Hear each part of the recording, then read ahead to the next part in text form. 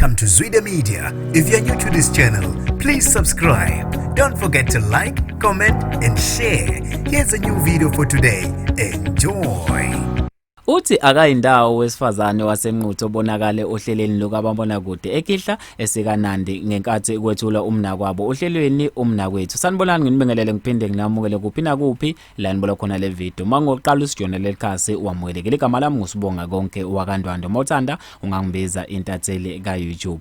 Isiqephu sohlelo Mnakwethu esishiye abantu abaningi bemangele futhi bezwelana nomamkhulu unkosikazi MaShelembe obelila ekhala ukuthi umnyeni wakhe akamhloniphi futhi uyalamba. Umnumzane Bhekisisa langa umnyeni kaNkosikazi Shelembe udalula ukuthi ke uhambe ngale kwakhe wayolobola umnakwabo. Unkosikazi ihlengiwe sithole ngaphandle ngokwazisa umamkhulu. Kanti ke kuthiwa abakalanga bebaze ngalodaba. Abantu ke bebese bebhodla umlilo enkundleni zokuxhumana bebabaza ke unya olukhonjiswe ngulanga. Iqembu labesifazane enkundleni kaFacebook iLadies House ibivutha bhe ikhala ukuthi ke ulanga akamhloniphi unkosikazi wakhe uMaShelembe. Kanti ke abantu abaningi bazwelane kakhulu ngokuhlukumezeka okuthiwa ku-experience uyena uMaShelembe. Abantu abaningi bazamile ke indlela ehlukahlukene ukuthi ke besize yena uMaShelembe kangangokuthi ke badingana nokuthi athole ke ukwelulekwa nangongqondo. Kanti ke lona iqembu leli labesifazane iLadies House ifuna ke nokumakhela indlu iphinde ke imenzele nokunye okuhle. Kanti ke kuvela indaba zokuthi uMaShelembe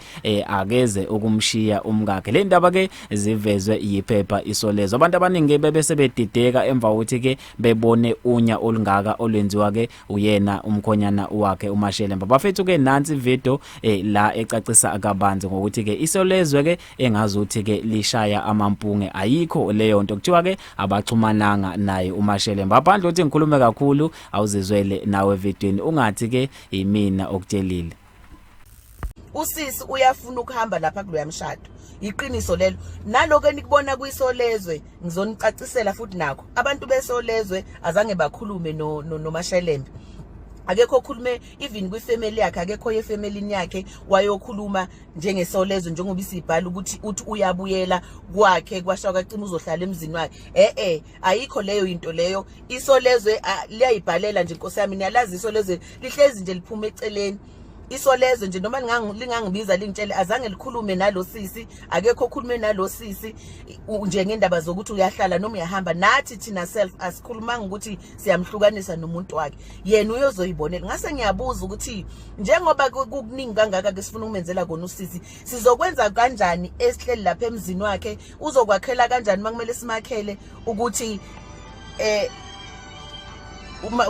simakhele esahleli laphana emzini? Ngoba izinye izinto mangabe kade nishadile noma kuthiwa nishadile nangasayina, as long kuthiwa nje ubonga ushade noSipho, mase sekudivorce so share angazi kodwa benze njani manishade in community of property. Yes niyashare izinto, angazi ke bona bashada kanjani. So ngiyacela ukuthi ngicela nikhululeke kuleyo ndawo leyo. Usisi ngeke aze akhelwe umuzi lapha yana kuloya muzi lo esingawazi kuloya mndeni loyana omfihlele izinto. Kodwa into esoyenza kuzokwakhiwa kubo eduze kwama wakhe ngoba ubaba wakhe washona. So usisi akafuni ukuyibona esukile eduze kwama wakhe for abantwana bakhe. So siyazi nathi ukuthi sizokhululeka mangabe simenzele umuzi ozoba kuphi lapha ekhaya la kubo noma nje eceleni kwendle yama wakhe. It's okay noma u3 room noma u5 room, it's okay.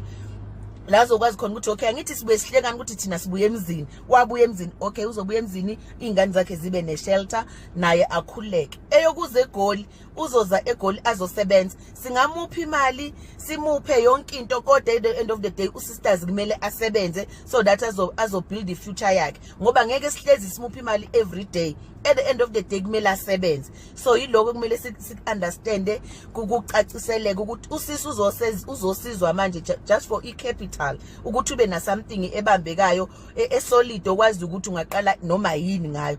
But kumele enzeni ayiqhubekele afukuze njoba nathi sifukuza nje manje. Hayi ukuthi kuzovele kube smooth every day yena uzomele ehleze ephiwa imali ehleze ephiwa imali.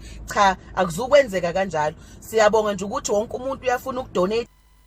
Hayi ke bafowethu senizwele ke ukuthi ke usisi uthini. Mina ngizothanda ukuzwa ukuphawula kwakho ukhona lapha kwi comment section ukuthi ke ngampela ucabanga ukuthi kuyingoba isolezwe likhuluma amampunge. Mhlambe ke isolezwe belifuna ukuyidayisela nje iphepha kakhulu. Libona kuyi story esisematheni abantu abaningi bonke bekhuluma ngaso. La selithi ke thina cha asiphume nje eceleni sibhale ke okuthe ukuhluka kuze ke sizothatha ke iattention yabantu. Bafethu ke mina ngizothanda ukuzwa ukuphawula kwakho ukuthi ke ngabe kuthini ke ngalo lo daba. Ungibambeke evidweni elandelayo.